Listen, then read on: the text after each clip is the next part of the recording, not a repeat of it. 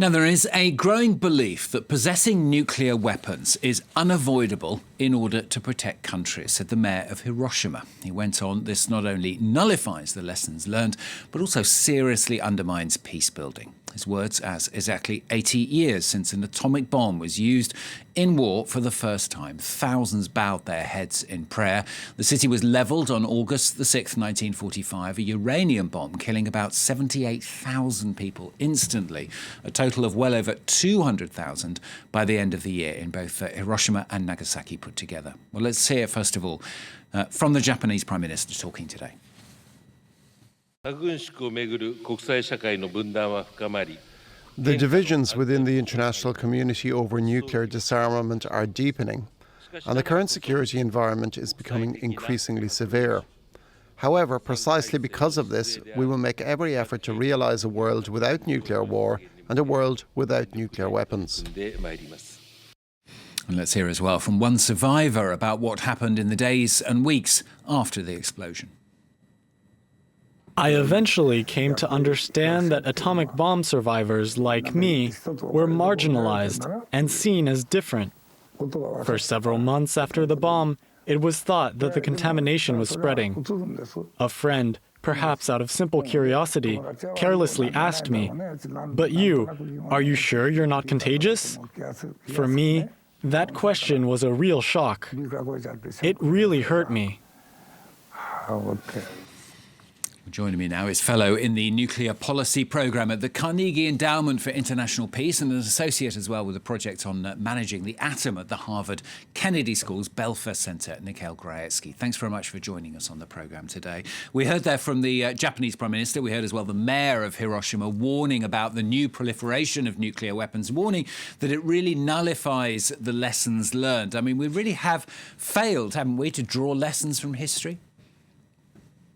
Well, it seems so, and this has been a long kind of running trend that's actually really come to fruition since the Russian invasion of Ukraine with the flippant nuclear threats, but also on the Korean Peninsula with North Korea that is no longer a member of the Nuclear Non-Proliferation Treaty, and perhaps most recently with the kind of catastrophe that has evolved from Iran's nuclear program and the unfolding 12-day war. So a lot of the memories of the horrors of nuclear war and the horrors of radiation seem to be lost on quite a bit of the leaders today.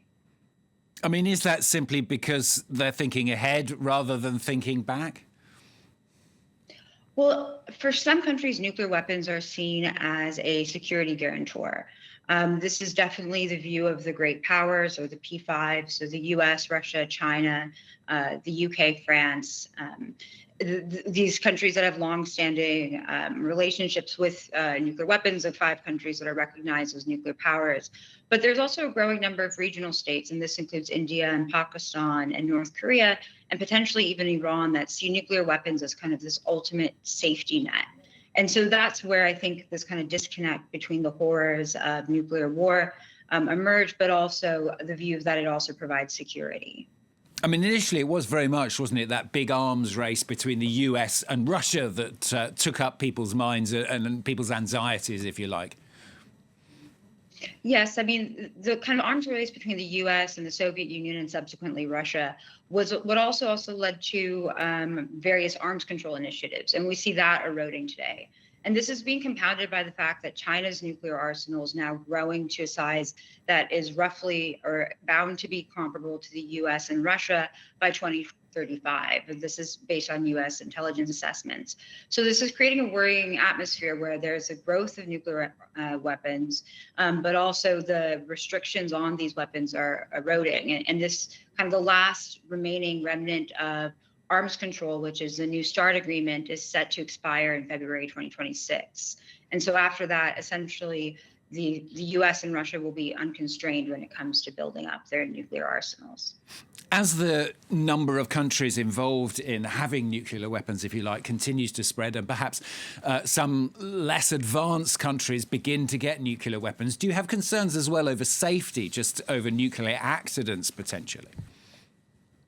Yes, I mean, this was a large issue actually after the collapse of the Soviet Union, where many of the former Soviet successor states had nuclear infrastructure. And there was a concern about the safety of these facilities, but also the potential for some of this technology and material to get in the arms of non-state actors.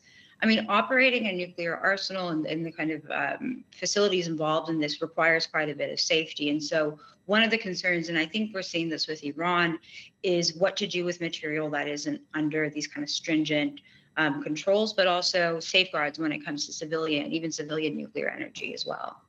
We should talk about France particularly as well. We are France 24 after all. I mean, France is obviously a major player, if you like, and France provided with the task, if that's the right word, or asked to step up more and more, particularly notably with the ongoing war in Ukraine, to protect other European countries as it is part of Europe as well.